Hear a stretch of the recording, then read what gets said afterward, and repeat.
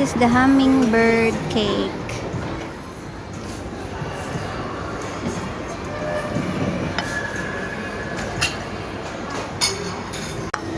And this is my favorite chocolate slice cake. So cake, sara mong gi-order diri sa Magnolia Bakery. Kani akong ganahan kaayo. Tilawan na to kung mao paghapon ng lami. Very lami. Tilawan na to. Ay, ari ko magsugod diri sa kani. A little filling and a little icing and the cake.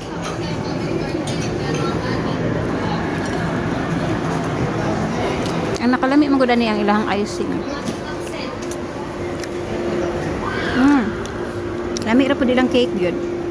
The cake itself is delicious and the icing makes it more very appetizing and very tasty. Yummy cake. Tilawan. Sa lami aning hummingbird. Murang siya banana cake lagi. Mag texture, murag no? Banana cake gyud ang hummingbird. Banana cake gyud ay siya. Okay. Tamis kayong icing. Butterfly mix ng duha. Dami ra gyud siya. My favorite. Nice siya i-alternate with the cake na hummingbird kay. Na siya very very slightly sour. Yan ay pekanas piwat but the icing kani tamis kaayo. Pero kani ay favorite.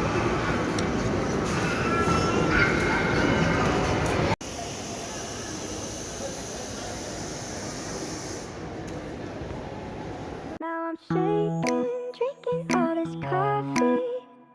These last few weeks have been exhausting. I'm lost in my imagination, and there's one thing that I need from you.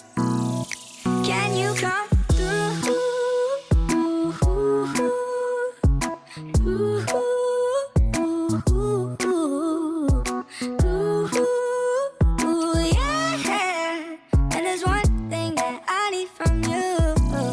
Ani ang ano tawag ni overload something, and my favorite choco slice Magnolia Bakery.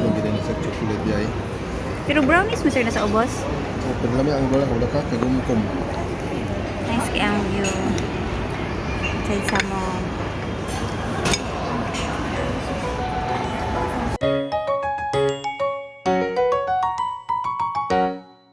Lami kayo akong favorite cake yun. Ganahan ko aning sa Magnolia Bakery. Lami. And then nag-order sa kog iced tea. Then kani, humok ra siya. Tilawan ko na nato be lami ba jud ingon mo siya nga. Ngon mo sparla nga lami uno ni. Lami. Sabi siya kalami ah. Kabaw ko nga lamian ka. Buttery kayo. Butter. Kani jud akong ganahan. Lami ra pud siya pero textured kayo. Kaya daghan magumangani. Pero lami siya overall. Pero creamy lang kayo yung part. Pero kani jud pinakalami. The secret revealed. The Magnolia Bakery plate has their logo on the plate.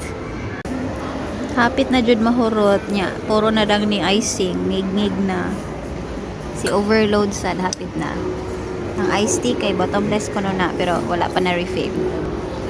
Nice kayo dire na overlooking sa mall. Na hapit na gid mapurma, mabasa na gid siya hapit. Kaya hapit naman mahurot. Na-refillan na ang among bottomless nga iced tea. Papagyapon na hurot kay murag super ngig-ngig. Pero lami mong siya. Nahinayon. Nagyunin ako mahurot kay tamis na kayo icing na rin nabilin. And mana na siya.